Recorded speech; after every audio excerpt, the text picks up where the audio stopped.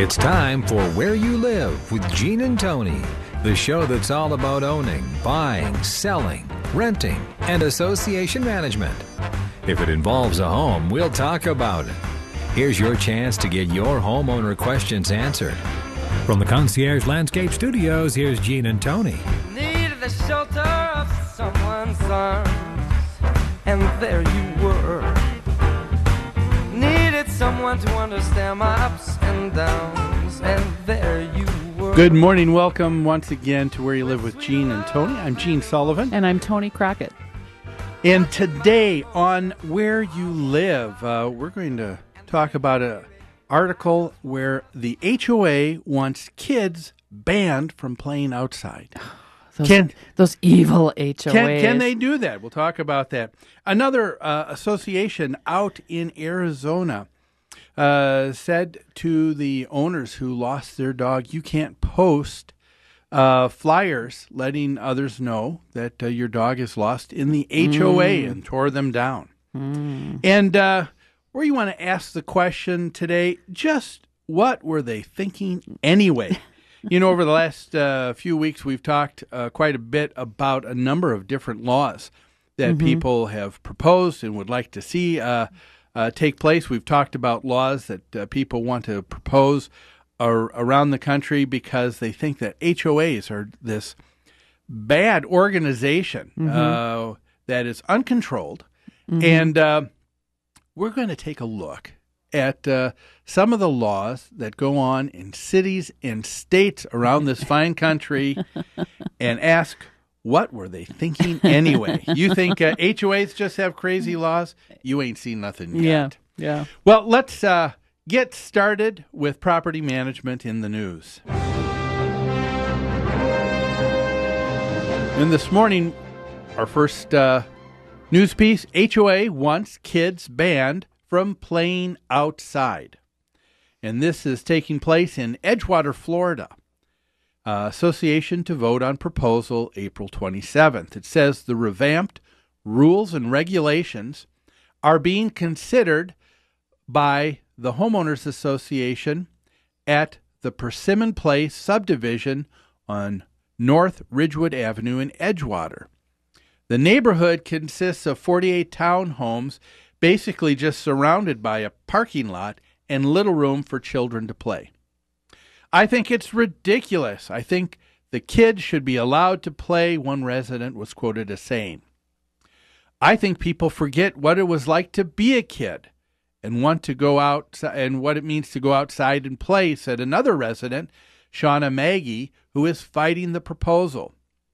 The HOA board said the proposed rule will carry a $100 fine for every violation. They say it's all about safety. The board president said they came in, many of these folks, and are renting a home in the community that does not have a playground and is not conducive to children being here. But yet they expect that children are able to play in the driveways and parking lots. You wouldn't see children playing in the parking lot at Walmart or Kmart. But they come here and turn the children loose, said board president Kim Scott. Scott also said she recently spotted a girl playing on top of a power meter while unsupervised. She quickly ran to the mother of the little girl and said, "Ma'am, please get your child before she gets hurt." The mother's response to her was, "I don't have to. My child can do whatever she wants." The proposal states that minor children will be under the direct control, or should be under the direct control of a responsible adult at all times, and it would ban the game of tag, skateboarding, big wheels, loud or obnoxious toys on common property. You think there is an agenda behind this? A Local 6 reporter, Mike Holfield, asked Maggie. She said, absolutely. They've been trying to restrict kids from doing different things for as long as I've been here, but we have always had our voices heard. It just wasn't that way this time, she said. For now, the children can play outside without restriction, but the HOA board will meet with an attorney on Thursday next week and then Final rules and bylaws will be given to every resident before the vote. Tony, what do you think? Oh, man. It's too bad that people just can't get along. I got to say, in all the years of experience we've had managing rental communities and homeowner associations, a lot of them are developed without enough outside space or without enough green space or without enough parking. You know, each one seems to have some little idiosyncrasy. Yeah. Now, this one sounds like there's almost no green space, that it's all paved parking lots. And you saw a picture, didn't you? Yeah, I did. Yeah. I went online and listened to the Channel 6 news report. Okay. And they had a cameraman there that panned the association grounds.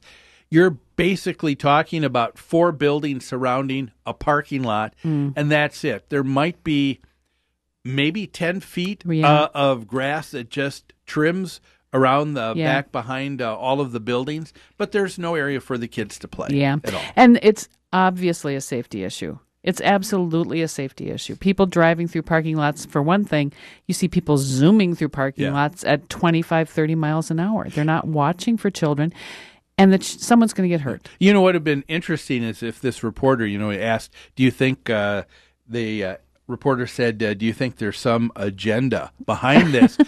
He should have asked, what do you think the agenda is? Because it would have been interesting to find out what they thought. It seems that this parent that was quoted as being against this proposed rule said she thinks the agenda is they just want to control kids or be mean to kids. It's like, could there be any other reason that the association might want to do this? Yeah, of course there is. It's interesting. Just the topic children is a very emotional topic for people. Right. When you talk about it's all about the children, it's all for the children. Yes, and that just.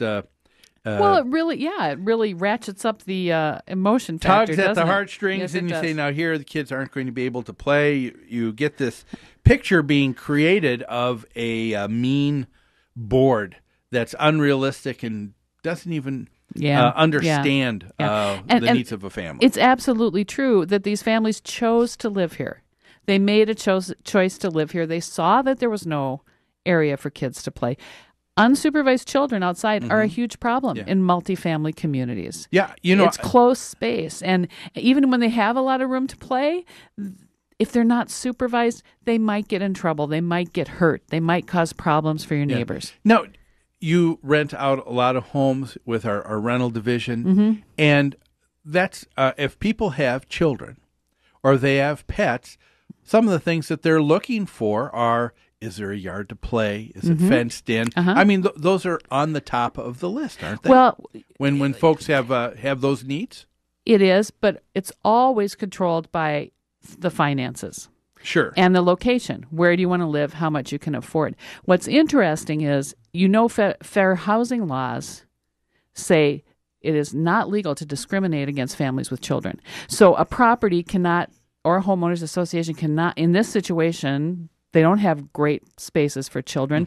They can't say no children can live here. This won't fit for you. They allow the people make that decision. That's against the law. Yeah. The only situation in which you can do that is if the association was formed from the start as a 55 and older community. And that is a separate legal designation. But so you want to allow families with children, but really, parents need to take responsibility for the kids. Yeah. What do you think would happen if a child was hit by a car in that parking lot, Gene? You know that that would be tragic. Yes. You know that the same parents who are now angry at the board for saying you are just being awful and mean-spirited are going to turn around and say, what did you do? Why didn't you protect my child? That's right. And so here you have a board that can see that coming down the pike sometime in the future. They need to protect the association from liability and risk as well. So they're trying to keep their residents safe and protect the homeowners association. What do you think of this $100 fine per violation?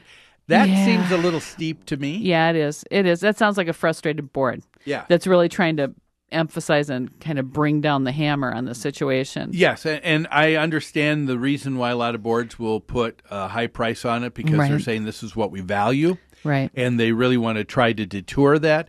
But I think, as we've talked about many times before, if you start adding up all those kinds of fines and they go unpaid, you'll have difficulty in trying to collect them. Yeah. And certainly later the association could not foreclose on someone for something like that.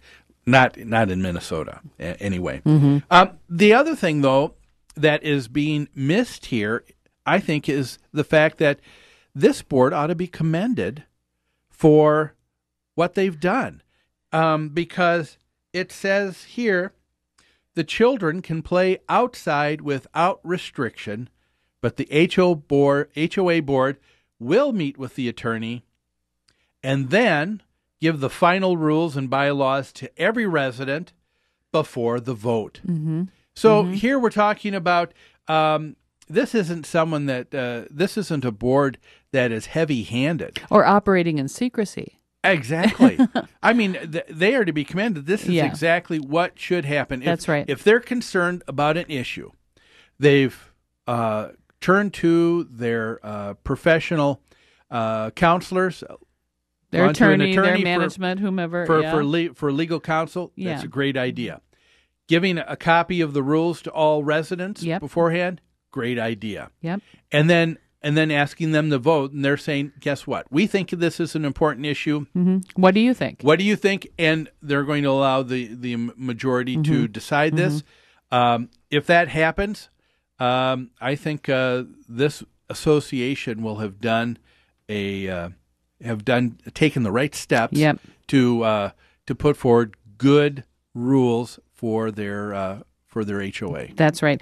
Tell us what you think about this story, or tell us anything else that's on your mind about your homeowners association. 651-289-4488. And today's Property Management in the News, of course, has been brought to you, as always, by Pest Control Services. When you need to get rid of unwanted pests in your home or rental property, you want to give owner Greg Keener a call at 952-894-9748. He's responsive, professional, and a proud member of Angie's List. That's Pest Control Services, 952-894-9748. Well, we're going to take a quick break. We've got a lot more to talk about today when we ask the question, just what were they thinking anyway? More on Where You Live with Gene and Tony after this.